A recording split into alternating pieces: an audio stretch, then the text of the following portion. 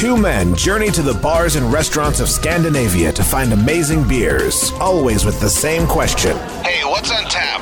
It's time to find out. Hey, we're doing a very special episode of What's on Tap podcast, where we are going to talk about the Rate Beer Best Awards that just came out a week or so ago. Maybe a couple of weeks by the time this goes up. So in honor of that, we picked a couple of special beers to drink tonight. One from a brewery that was named the best new brewer in the world. Or blender. Should be. Yeah. Blender in the world. Well, I mean, they don't have the best new blender, but it's best new brewer / blender. There you go. If we're going to be technical about it, then we should. Yeah. Let's be as technical as possible. Yeah. I know that he likes to be named a blender as well instead of a brewer. He is a blender. Because he doesn't brew, he blends. And he blends amazing stuff, so. Yeah. And so we have the Bokkereyder, Aprikoos, which is a...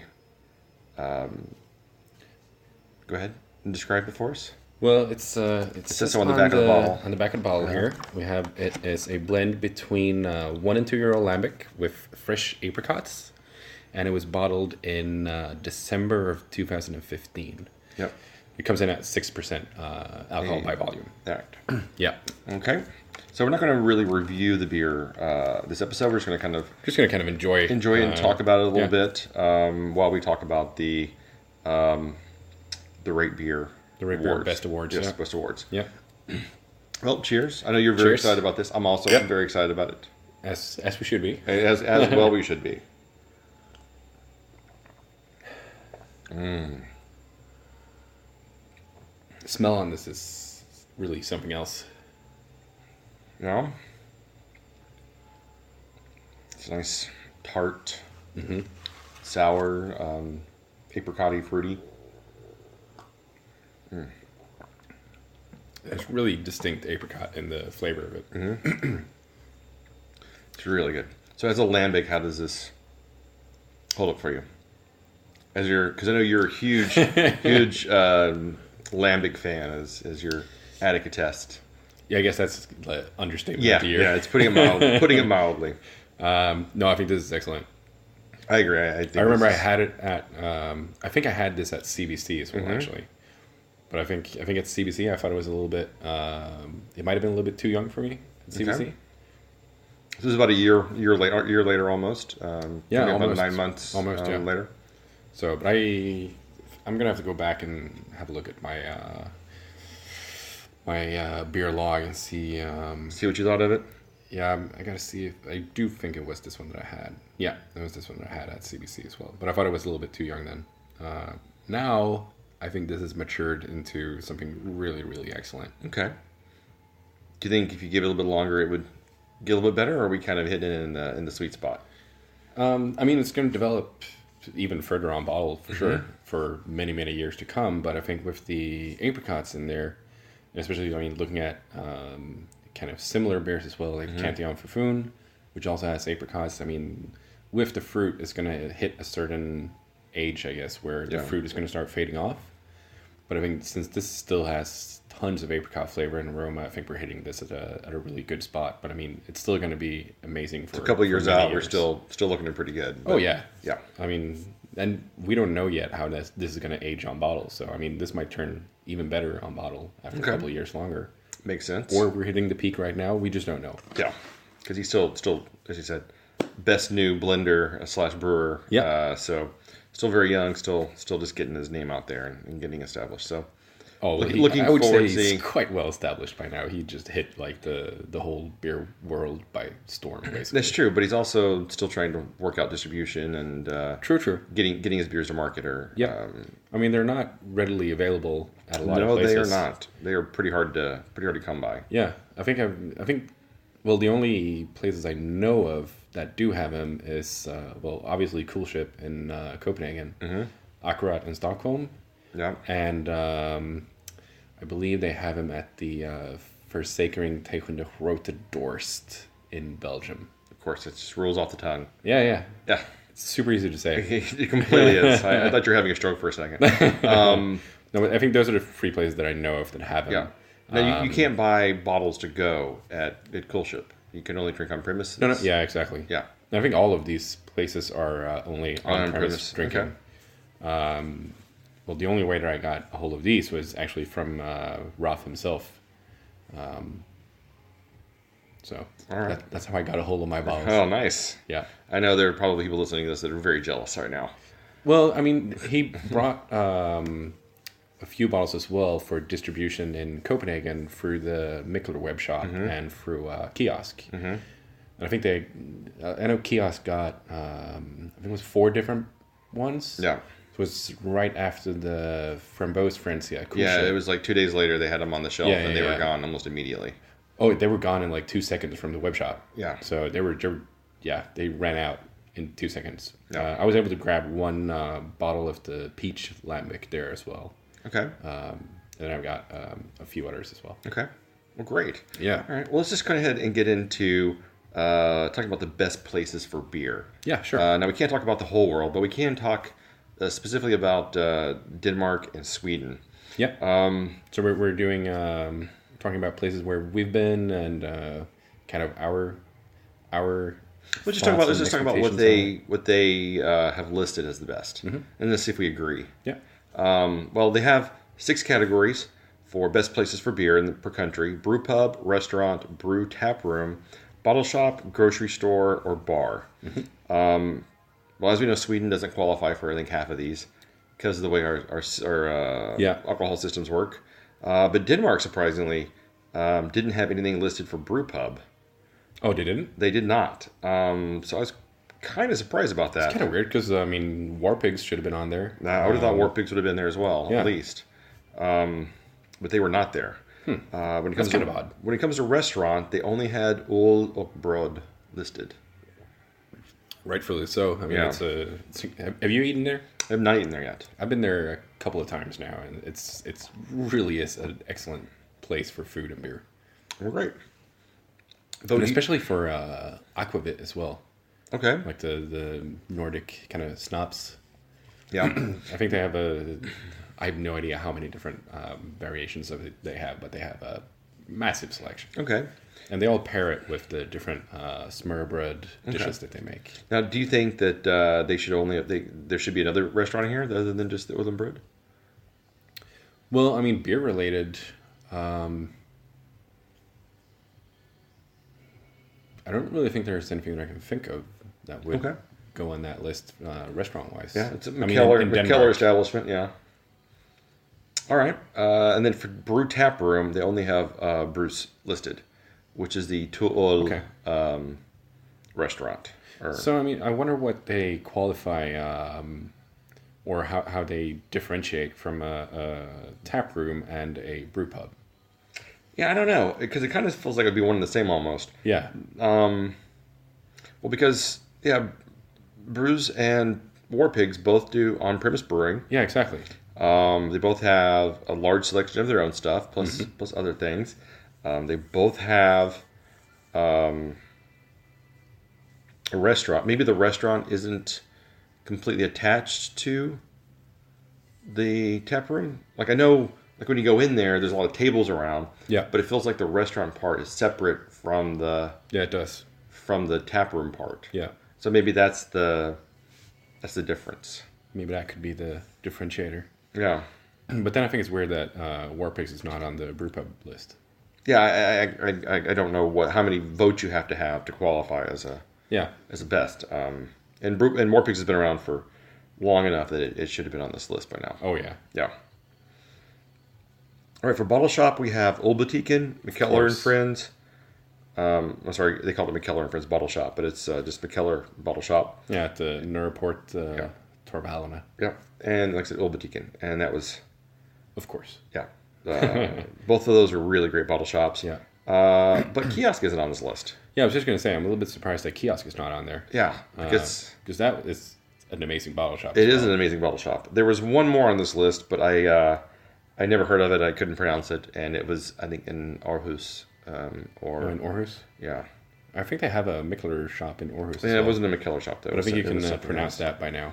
I can pronounce McKellar very well now. So for grocery store, And maybe kiosk would have fallen at a grocery store since it's a. Yeah, maybe. But again, nothing was listed there. Okay. Okay, so last was bar, and the winners were McKellar and Friends, McKellar Bar, Himmeriet, Fimmertoren, and Ulbanen.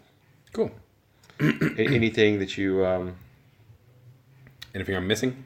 Yeah. Well, okay, sorry. Going back to restaurant, Roman de Biro wasn't on there.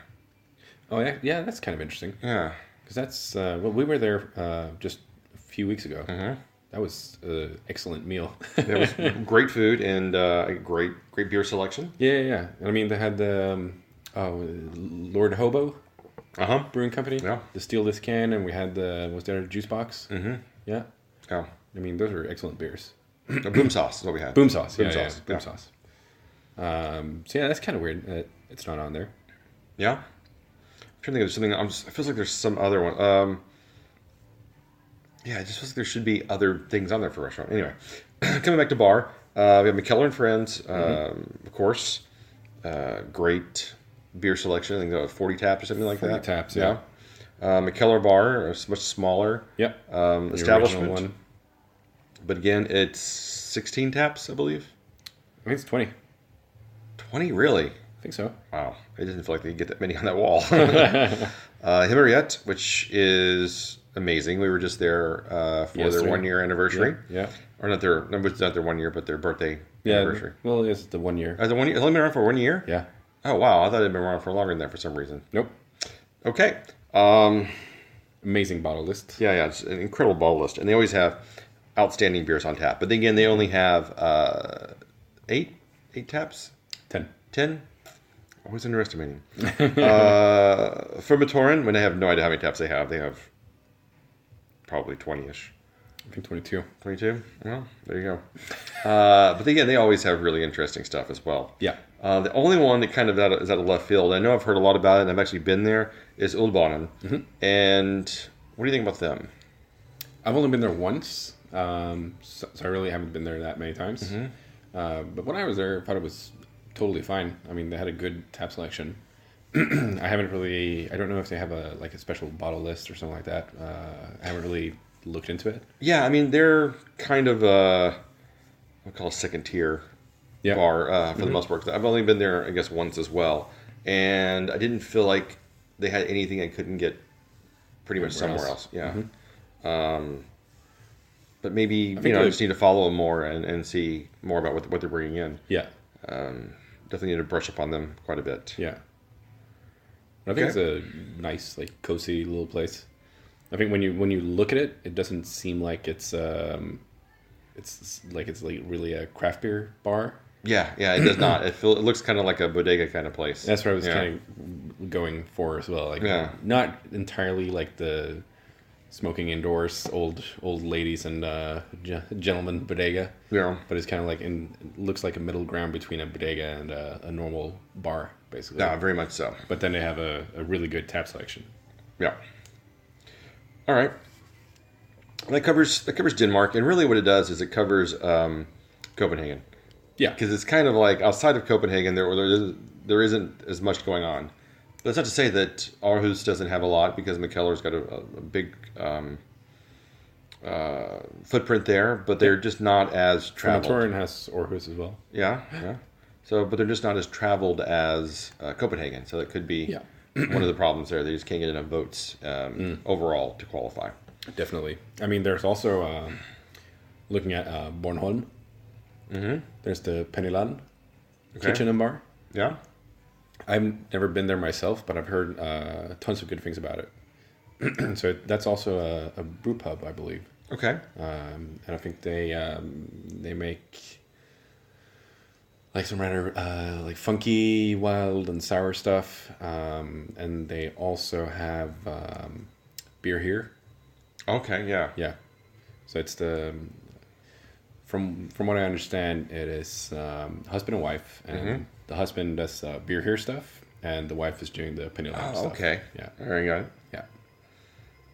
The beer here has great labels. Yeah. I really enjoy those. I haven't had that many of their beers, but when I've had it, I thought it was pretty nice. Yeah. Okay, let's go into Sweden then. And Sweden actually, I think, is more representative of the whole country, Yeah. and not so much just say Stockholm. Yeah. But we do have 2 brew pubs. A place in, I believe it's in Göteborg or Gothenburg, called Three Small Rooms. And of course, then there's the tap room in Malmo. Of course. But it seems like there should be more brew pubs, but I don't guess there really are there? Yeah, I don't think there are that many. I mean, I know. Well, Bibliothek has they've opened up a tasting room. Mm-hmm. So I think it is in conjunction with one of their brewing facilities. Okay. I believe it's with the old facility, but I could be wrong there. So they're at least starting to do like a tasting room / kind of brew pub ish. And I think they just wrote an article on Beer News as well about some other brewery in Sweden opening up a brew pub in Gothenburg as well. Okay. I can't remember the name of the brewery, if it was a new one or if it was a already pre-existing one. But I know that there was someone else who was looking into opening a brew pub quite soon. Okay. For restaurant, we have Akkurat and Of Man in course. the Moon. Oh, nice. Yeah. I actually haven't eaten at Man in the Moon, but I've tried the... well, I've been there and had a few beers. Yeah, I went there. I've been to Akkurat a few times. Yeah. And ate there and had the mussels. And they were really nice. Which, did you have the normal ones or one of the kind of special ones? I had one of the special ones, but I tried, like we were there with a group of 6 and we all had mussels.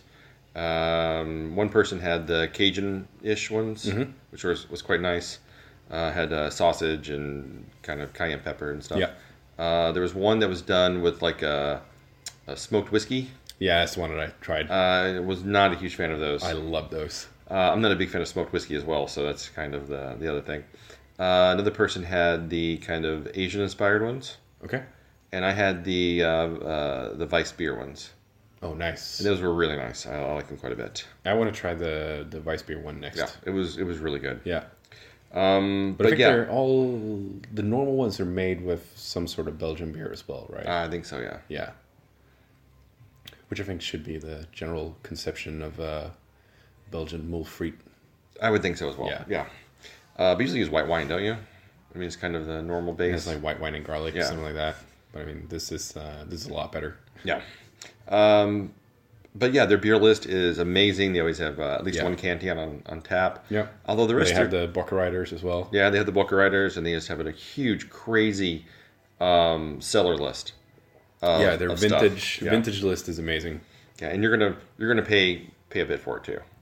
Well, I mean, if you're a couple of people there, and well, you should go there close to payday, or close to after payday, or save up as a trip. Yeah. It's not going to be cheap. Exactly. But you know what we say? Treat yourself. Treat yourself. Exactly. And then Man in the Moon also has a very not as intense bottle list. Nope, but they have some They have some interesting really nice as stuff well. on there. Yeah. And their taps are pretty good as well. Yeah. I will say when it comes to restaurants, I wasn't as impressed by the Akkurat or Man in the Moon taps as what we have here. Really? Yeah. Well, I mean, Akkurat always has at least one Cantillon on tap. Yeah, okay, so they have one Cantillon on tap, but then they got a bunch of other stuff that I'm like, nothing I'm really excited about. Well, that's where you go to the vintage list or just the bottle list in general. Well, if I don't feel like spending 500 to 1,000 crowns on a bottle of, then you go somewhere else. Exactly. Yeah, so that was kind of my thing. I felt like the taps weren't as exciting as I was expecting them to be. Yeah. All right, so no brew tap rooms for Sweden, no bottle shops, of course. No, because there's only technically one in the entire country, and it is a low alcohol bottle shop. I think there's actually 2 of them up in Stockholm now. Is it two now? Yeah, I think so. Okay. I didn't know that. I think there was one called Folkis something. Okay. And then there's the well, it's just called the bottle shop, but they spell the bottle E with a 3 and the S in shop with a 5, so just symbolizing the 3.5, of course. No grocery, of course, because we have the Systembolaget, and you can only buy alcohol through the state monopoly. But I mean, looking at, because you can get an amazing selection of low alcohol beers at just the ICA in Malmo, the ICA Möllan. I mean, you can get basically any low alcohol beer you could possibly want over there. Yeah, I mean, sure. I mean, it is a great grocery store for buying alcohol beers, but I think it kind of, because of the limitations of it, you don't really think of going to the grocery store to buy beer. You think you have to go to Systembolaget to buy beer. Yeah, but I mean, they do have a category called grocery store. I know. I mean, I mean, well, it's technically, probably, I would be willing to bet most people don't know of it. Well, technically, a 3.5 ABV beer is still a beer. No, I'm not arguing the point. I'm just saying I don't think it's well known enough by most people. Yeah, so that would know about it. Yeah, I don't think a lot of great beerians go to ICA Möllan and rate the grocery shop. It's not in the best of neighborhoods, and it's actually in a kind of shitty neighborhood. Yeah, and it's not even that great of a grocery store, except for some reason, the person who orders the beer is really into low alcohol beers, because they have just this crazy list. Or just into beer in general, and does what he can or she to encourage people to try low alcohol beers. Yeah. All right, so now we get into bars. Yeah. And this one is kind of a weird list, because we got the Rover, Brewers Bar, Old Republican, all out of Gothenburg. We have one in Stockholm, Oliver Twist, and one in Malmo. Okay. Which is, I'll let you say it. Hammaston, which is the harbor master in English. Yeah. It's close to Malmo Central Station. Yeah. I think it's pretty interesting, because what we're missing is, like, Omnipolo Hat. Yeah. We're missing any of the Brewdog bars. True. We're missing, and there's, 4 of them in Sweden. You would think at least one of them would rate. Yeah, exactly. We're missing any version of the Bishop's Arms. Yeah, that's also weird. Which could also fall into restaurant, technically. Technically, yeah. Yeah. We're missing, Peas and Honey, maybe not, but it's a great great local It's a nice little cozy place. Yeah. I don't know. What else we're missing on this list? Well, I mean, I would say Bishop's Arms is a big one that's missing off there. Yeah, I'm really surprised not one Bishop's Arms through any of the Sweden listed on here, because any of them you go to has a really impressive bottle list and a really impressive tap list. Yeah. And the food is usually is quite good. So I'm really shocked that none of them made either restaurant or bar. Yeah. Also not on the list for restaurant is Sodom Småland.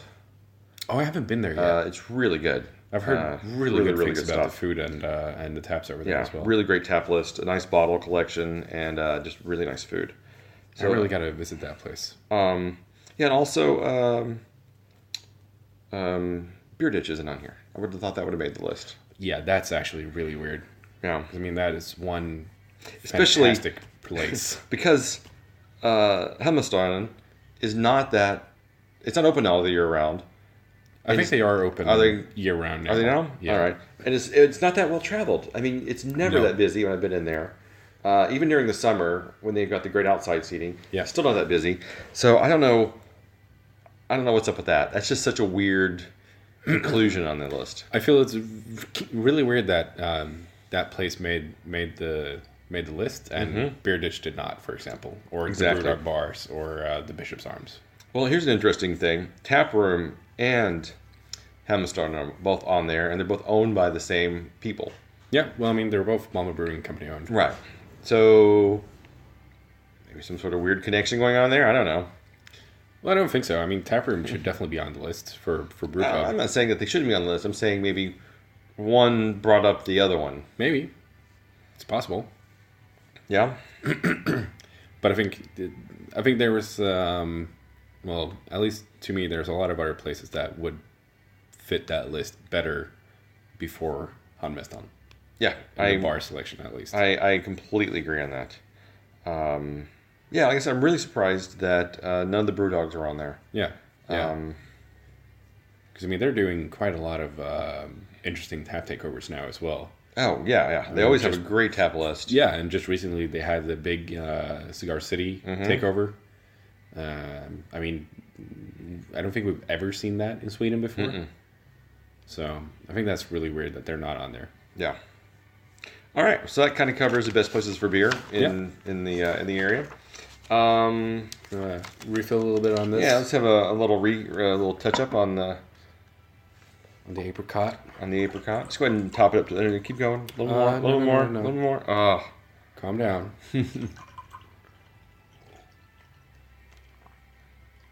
Oh man, that's good. It is really nice. Let's see. There we go. There. Yep. That's. Is that done? That's saving. Okay. All right. So let's get into the best beers in the world. Yep. All right. Now we each picked 5 beers from the list, and I've seen your 5, but you haven't seen my 5.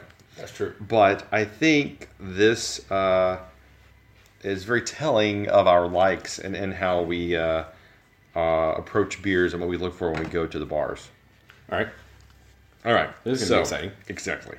Do you want to start with? Do you have yours in any particular order, or do you want to just nope. start at the top and go down? All right. Well, I could just go. Well, I'm just going to basically start out with the Stigberget's Göteborg Beer Week IPA.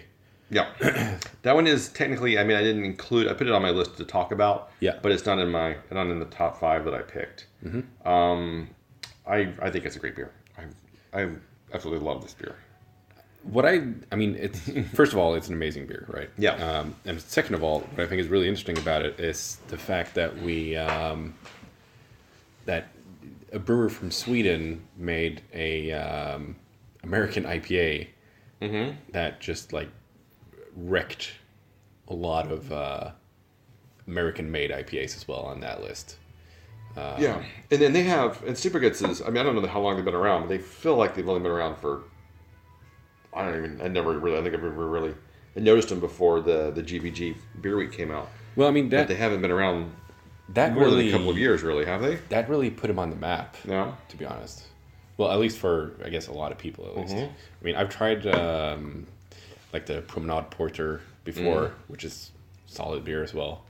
But I guess they've had the Echo and the West Coast and the ecological pale ale and stuff like that. But I think this is the one that really set them off. Yeah, because now you see them at kiosk and all that as well. But they've also come out since then with 2 or 3 more kind of hazy IPAs that have been really nice. Even more if you count OO Brewing, which is the brewer's and his friends' kind of side project contract brewery. That's where that comes from? Yeah. So it's the same brewer. So OO Brewing is Ulla as well. Okay. I didn't realize they were the same. Yeah. Same group. So, I mean, if you count those in, then you have, a whole bunch of new kind of hazy IPAs coming out of Gothenburg. Because Amazing Haze, I thought, was really, really good. Oh, yeah. And both of them made the top 100 best new beers in the world list, which is pretty impressive, considering that no one knew who they were a year ago. That's really a really nice story there. But no, I completely agree. It's a great IPA. Yeah. So I'm going to go with a beer I discovered last year, which was the Founder's Backwoods Bastard. Oh, nice. I absolutely love this beer. Yeah. And so whenever I had the KBS for the first time, I was really underwhelmed because everyone was raving about this beer, and it's like, oh, it's so hard to get, and it's just this great beer, and absolutely going to love it, and it just gets better with age and whatnot. I'm like, all right. So I tried it. It wasn't that crazy about it. And it's really not that hard to get anymore either. No, I've seen it year round. Yeah, we get it at Systembolaget each year now. Yeah, and I see it on the shelf in Denmark all the time. Yeah. But I had tried it in the bottle when I first got it, and then I've had it on tap a couple of times, and I've had another bottle of it, and it's still it's a really good stout. But is it as great as everyone has been proclaiming it to be? I don't find it that amazing. But the Backwoods Bastard, I think, is amazing. And it is. I tried it, when the first time we tried it on tap, I was just like, holy crap, why aren't more people talking about this beer? This is what people should be trying to get and should be raving about. It was so crazy good. And so I still absolutely love it. And every time I see it on tap, I always make sure I get a sample because it is a very high alcohol beer. Yeah. I have a bottle that I've saved from 2013 of it. Oh, wow. Okay. Very curious to see how that ages. Yes. All right. So what do you have next? Well, my list is not in really any particular Just order. The but next beer you want to talk about. Well, I'm going to go with the Brewdog Black Eyed King Imp, the Vietnamese coffee edition that came in the can. Okay. So I remember it was me and a buddy of mine who's also a homebrewer from Germany who did a kind of semester here, or a couple of semesters here as an exchange student. He brought the Vietnamese coffee can version and the original prototype of the King Imp to a bottle share that we did. And the can version was absolutely amazing. Okay. We both preferred the can version over the first prototype that they made on bottle. So what is it you like about it? It was just this really thick, viscous stout with a perfect coffee addition. Okay, nice. So it's just like it wasn't overly coffeed, and it was just a really nice coffee balanced stout. Yeah, and I believe it was quite high alcohol as well. I think it's like 12% or something like that. Yeah, I think something like that. Yeah, but it was fantastic. Okay, I haven't had that one. I'll have to take your word for it. Yeah, I don't think it's available anymore. I don't think it's either. Yeah. So my next one is the Goose Island Bourbon Stout. The Bourbon County? Bourbon County. Yeah. Now, I had it over Christmas. Oh, yeah, true. And it did live up to the hype. It was amazing. Yeah. It was quite good. That was the first time you had it, right? It was my first time to try it. Yeah. And I was like, wow, this beer was everything everyone's been talking about. Yeah. I just thought it was great. Yeah. And I have another bottle of it for us to share at a later date. That sounds good.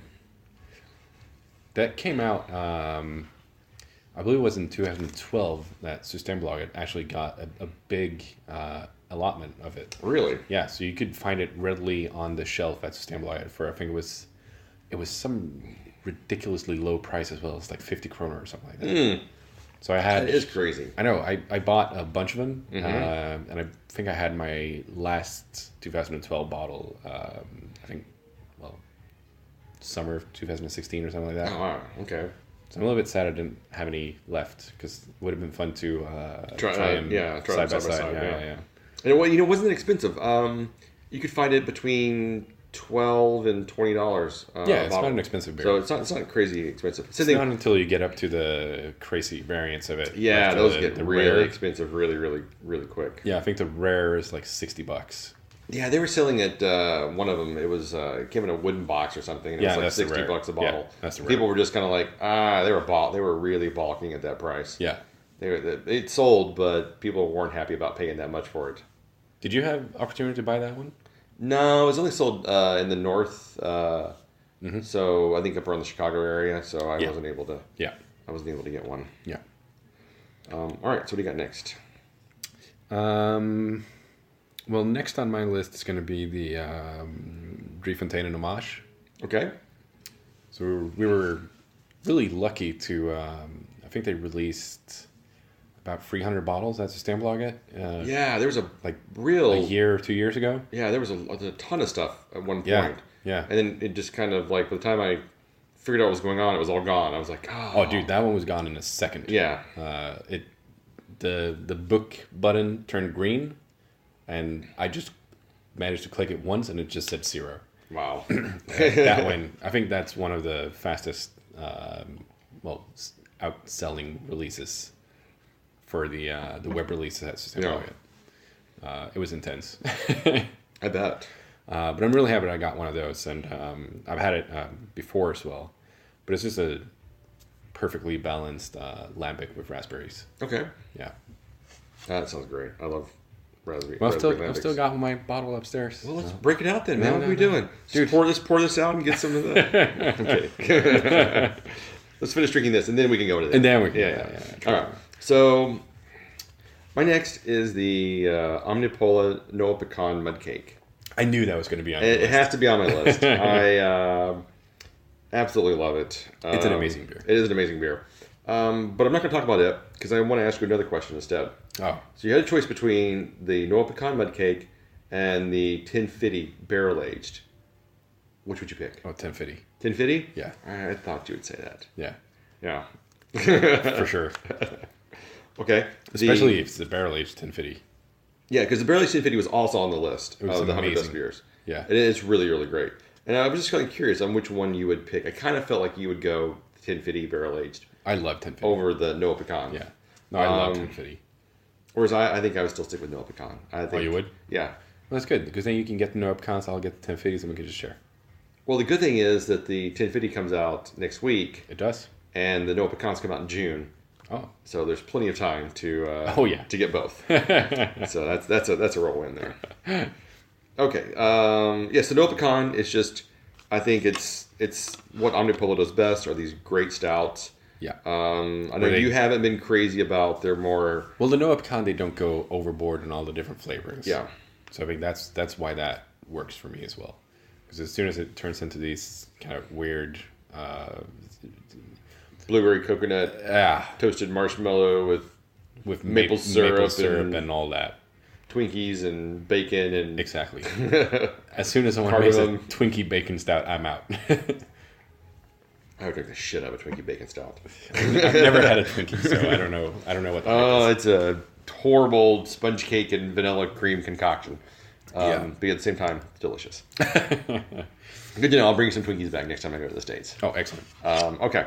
But yeah, I think what works well for Noah is that it's not... You're right. It's a little dry, and it doesn't go crazy overboard with the sweetness. It doesn't go crazy overboard with the flavors and adjuncts. It's really... It's just even though it's stout.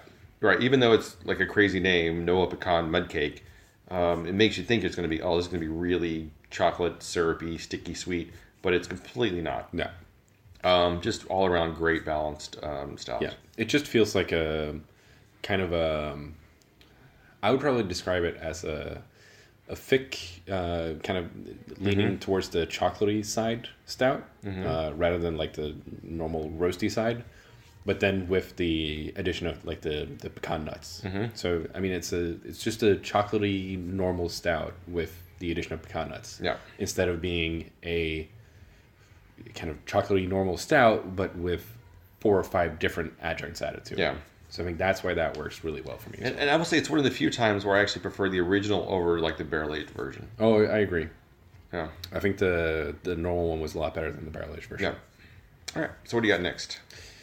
Next, I have the Cantillon Lambic d'Oni. So, and that's basically just because we had me and 2 friends, or 3 friends, went to Brussels in April last year. And then we, of course, visited Cantillon like every morning after the hotel breakfast. We were sitting at Cantillon trying different things. And that's where we tried the Lambic d'Oni, and that was just like perfect. Transcended. It was like Lambic to a whole other level. Yeah, and it was also the first time that I was at Cantillon, so it's like a fond memory of it. Yeah, extra special. Yeah, I could totally get that. Yeah. All right, so my next one will not be a surprise to you at all. Yellow Belly? You've actually even guessed. The Yellow Belly was not on the list. I think the only Omnipolo was the Noah Pecan. Really? I'm pretty sure. I have to go back and double check, but I think it was the only one. Prairie Bomb. Prairie Bomb. Yep. Of course. You know how I feel about Prairie Bomb. Yep. Absolutely love it. It was one of my, when I was in the States over Christmas, it was one of my go-to places. Had to go to the Prairie Brew Pub. Wearing the Prairie Brew Pub shirt. Brew Pub shirt right now, as a matter of fact. You got me the hat. I did get you the hat. And every time I see it on tap, I definitely try it. We were able to try the barrel-aged version at Himmery not too long ago. Yeah. Yeah. On tap even. Yeah, it was so good, too. Yeah. I think that, I mean, they're kind of started out with their sours, but I think that their bombs and their stouts and that's kind of what they're known for now. And then I think that's really their sweet spot. And, Prairie Bomb is what started it all, and it's still just an amazing go-to, stout. On that note, maybe we should pick out, because we do have a little Prairie in the fridge. So why don't you grab that real quick? Yeah. Run. As quick as your little legs will carry you. Right, so our next beer is going to be the Prairie Okie. which is a barrel-aged Imperial Brown Ale. I've had this a couple of times now. At least, I want to say 3 times. Twice on tap and once in the bottle. I tried it over Christmas, and it held up incredibly well. So now we're going to... what? Look at that foam. Nice. Just kind of foamy right in the bottle. It's been jostled quite a bit today, so I'm not surprised. All right. So let's talk about this one for a little bit. This pours just like you would expect. Just a nice, dark brown color. Like, it just looks warm and inviting. Like, because sometimes you get brown ales and they're kind of thin looking, kind of almost transparent. But this is just beautiful. Nice, dark brown, leathery kind of. It's a very dark brown beer. Yeah. And carbonation is kind of low as well. Oh, yeah. And the smell is... Whiskey. Whiskey. Very much so.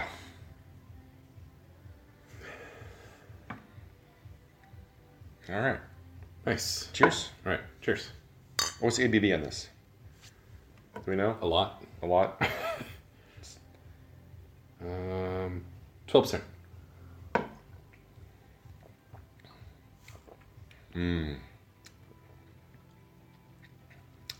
Oh, that is nice. Yeah, I really like this. I was expecting a lot more whiskey flavor. No, it's from the smell. It's really, it smells huge whiskey, but the flavor is just soft and round and velvety, and I was because you've been raving on about this for so long now, and when I smelled it, I'm gonna admit I was a little bit scared that I was not gonna like it. Good. And I want you to be scared. But that's really nice. Yeah. Okay. So your next beer? Well, my last top 5 pick is going to be the J. Wakefield Dragon Fruit Passion Fruit. Excellent. Which we actually just had yesterday. We did try for the first time yesterday. Yeah. And I gotta say, it's the best Berliner Weiss I've ever tried. Better than Goza to Hollywood? Oh, sorry, there was a Goza. Never mind. Exactly. Yeah, okay. I can't think of a better Berliner Weiss, actually. No. It is incredibly good. We both just raved about it yesterday. Yeah. The passion fruit flavor on that was just spot on. Yeah, it just really, nicely tart. It wasn't overly sour. It just kind of cut through everything. Very clean, very, flavorful. Because a lot of times Berliner Weiss, it's not a go-to beer style. No. When you, I think, because we were talking about this the other day, about Gozas and Berliner Weiss and, Pilsners. I mean, they're just kind of these nice, enjoyable styles, but you're never going to get overly excited about a new Berliner Weiss usually. No, exactly. Or a new Goza. But, this is a really great beer. This is by far the best Berliner Weiss I've ever had. And I think just, the red dragon fruit just gives it an amazing color as well. Yeah. So it's just the color is fantastic, and the passion fruit taste in it is just phenomenal. Yeah. And then it's only 4% something. Yeah, it's 4%, 4.2 or something like that. Yeah. It was nice. It's ridiculous. Yeah. All right, and so my last was the Rodenbach Character Rouge. Good choice. Yeah, I'm a huge Rodenbach fan. Yeah. I really, really pretty much enjoy anything I've tried from them. The way you feel about Cantillon is well, it's not nearly how anything I feel for Rodenbach, but I enjoy it quite a bit. And I get very excited about Rodenbach. It's a lot easier and cheaper to get. But it always delivers. I'm never disappointed. Everything I've tried from them has been quite enjoyable. Yeah. So we tried this. We've had a couple of different ones, right? Yeah. We had it together with Chantra at Bishop's Arms, Savoy. Yeah. And that's the first. I know we tried it before that, but that's the first one I really remember because you were just I'm not going to drink today. And then I showed you a picture of the bottle. You're like, all right, I'll be there in 5. So yeah, I think it's an excellent beer. But what struck me when I saw your list, and I compared it and I thought about my list, was you really go for kind of the lighter, fruitier kind of beers.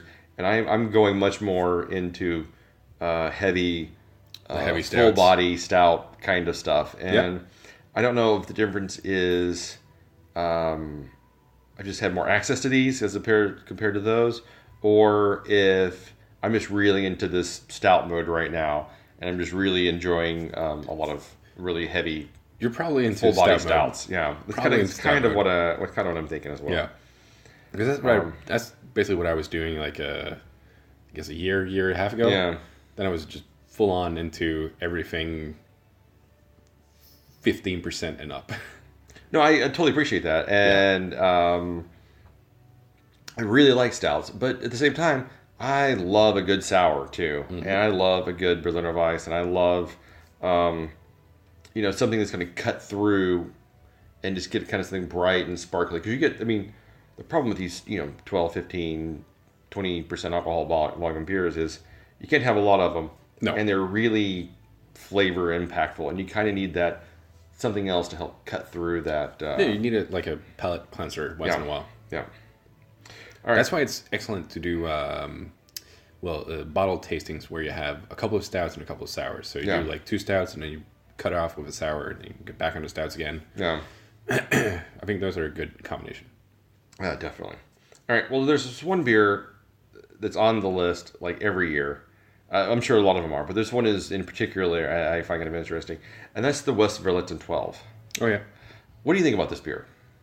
All right, so because I think this is one of those beers that has achieved this monumental level of attention and fame and notoriety. Do you think it lives up? Do you think it's worthy of the hype? Yeah, I think so. It's. I'm not huge into the Belgian style, really, but it's a perfect example of what it should be. Okay, having said you're not huge into the Belgian style, you're a huge Lambic fan. Well, like Belgian doubles and triples and all that. So I'm not a huge fan of those, but the Belgian sours, that's a whole different story. Okay. So, but yeah, I think it lives up to it. Just looking at how many people want it, I guess because you have to call there to the monastery. You get a automated voicemail first. Yeah. That's going to speak to you in Belgian or French. Can't remember which one. And then basically you have to wait, and then hopefully someone at the monastery picks up. I guess there's like one of the monks who's just sitting there answering the phone all day, taking orders, and you give them your license plate number of your car, and they give you estimated time of when you can come and pick up like your crate. All right. So it's like, then you got to be there at that time. Your license plate's got to be what you said it was going to be, and then you get your crate, and then you get the hell out. So, but what you've just described is an extremely ornate process that adds to the mythos of the beer. Oh, it does. But totally. speaks nothing of the beer itself. Yeah. Well, I've tried the beer as well. I've tried several different years of it, and they all hold up perfect. So, it's a great beer. Okay. All right. Yeah, I've had it a few times. I don't know that I think it lives up to the hype that it's been set. I think give it a few. Maybe I just need to. Now that I've had it a few times, my expectations are set better, so I can maybe appreciate it more. Yeah. But when the first time you try it, and it's billed as like, this is the best beer in the world, you're kind of like, well, this is going to just blow me away. Yeah. And then you try it, and you're like, yeah, that's pretty good.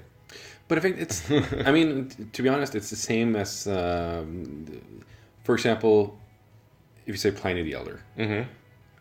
Everyone has been raving on about it. It's like, oh, it's the best double IPA in the world. And then you try it, and it's just so incredibly hyped up that when you try it, it's never going to live up to those expectations that you have. I don't know. I think there are certain beers that do live up to the hype. I like the Goose Island, Bourbon County. Yeah, it delivered on everything I'd heard it was going to be. It was just this amazing stout. But when I tried Pliny, I was like, yeah, okay, it's a really good West Coast IPA. Is it like the most amazing West Coast IPA I've ever had? No, but it's still, it's a great beer. I think the same thing with the West Verletten.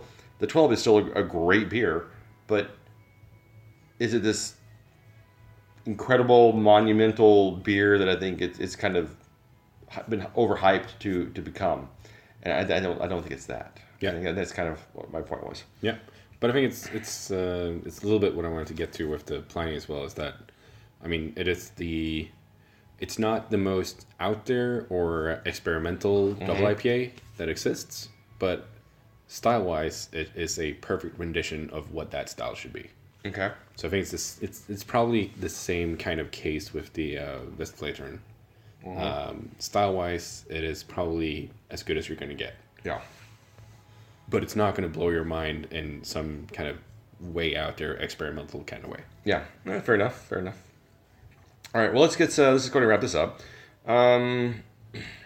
Just going to do. I'm not going to. If you look at the top, the rate beer top, they break it into style, and then they give you a rundown. Like here's the ones that won gold, bronze, or gone silver and bronze. Yeah. So just looking over that, there were some curious things I noticed. First of all, they have over 470,000 beers from 26,000 breweries, and they have people reviewing from all over the world. So that's why you see so many different breweries getting mentioned, primarily European and U.S. But then when you start looking at the beers that are winning, it's like best Pilsner. So which country do you think has the best Pilsners? Well, should be Germany. All right. Well, who would have the second best? Denmark. Third best? Czech. Well, you're wrong on all accounts. The U.S. has 6, Canada has 3, Germany has 1, and Czech has 2. All right. In the top 10. Really? Yeah. So there's 6 different American Pilsners in the top 10. Yep. All right. Okay. The Belgian style sour. Who do you think takes the prize on those? Well, it should be Driefontein and Cantillon. Right? Exactly. With 4 from the U.S. 4 from the U.S. Yeah. A Belgian style sours. Yep. Really? Yep. From Allagash. I don't. I have to look it up. I didn't write that down. All right. And then when it comes to say IPAs and double IPAs, there was 1 Canadian, 1 Swedish, and then the rest were American. From Treehouse, Trillium, and Alchemist. Of course. They just cleaned up. Yeah. Nobody else even stood a chance. Now here's the thing that really surprised me. Belgian style beers. So the U.S. has all of them? Exactly. Every single one. I was just like, okay, this is... And then when you start looking through the list, it's almost like the U.S. dominates everything. I'm not saying that the U.S. isn't making great beers. They are. But for me, it kind of calls into credibility the whole process of this. Because when you're doing this kind of crowdsource-based rating and reviews, it's really just based on, well, who has access to the internet and who can generate the most reviews. Yeah. And it's I think it's way too American based. I'm sorry. But when some of your like beer styles are kind of like extremely European based and like all American breweries are winning, I'm kind of like, well, this feels like weird. it's a rigged game here. Yeah. Well, especially if just looking at it, so the Westflattern 12 is a Belgian style ale, which is rated one of the top 100 beers of the world, but it's not making the top 10 of the Belgian style ales. Exactly.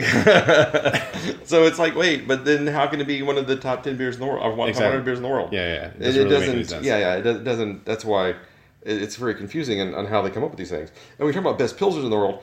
I'm sure the U.S. makes great pilsners, but I'm sorry, but Czech and German are for days. Canada does pretty good stuff too. Yeah. But it just feels like it's way slanted to U.S. based. Well, I mean, I'm gonna guess. I don't know, but I guess a lot of rate beer users are from the U.S. Yes, I would guess so. Yeah.